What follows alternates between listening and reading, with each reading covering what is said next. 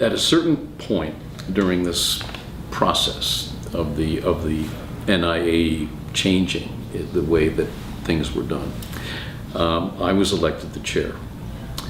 And one of the things that I found in my career that's been very successful is something called a facilitated retreat. So a facilitated retreat, by definition, as the facilitator, I've actually forgotten who we had as a facilitator, but I managed to get the entire board at the Century Club for a Saturday. I believe it started Friday night, went into Saturday. It should have. If it didn't, it should have. And the clear agenda was, what should we do with this organization to make it more relevant? Or we've been given this incredible gift by William Van Alen, these resources. So the NIAE was not out looking for money. The NIAE, unique among organizations like it, had money.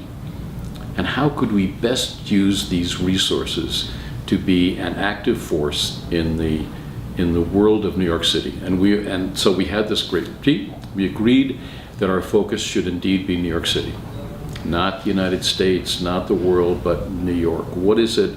We're here. Van Alen spent most of his life and career in New York doing great buildings. So we're going to be here. And we should focus on a broader vision than just doing some competitions. So among other things, we agreed that we needed a more dynamic executive director.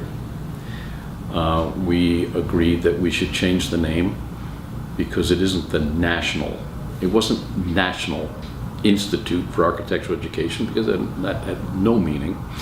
But the Van Alen Institute could almost be whatever it wanted to be, but it was Van Alen, who was really focused in New York.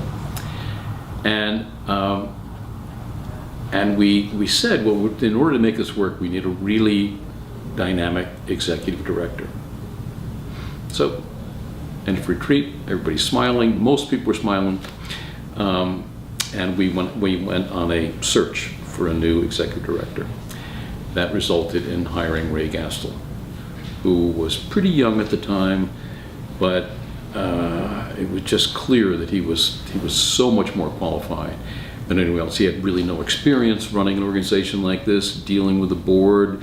He didn't have the experience, but he just had all that brain power.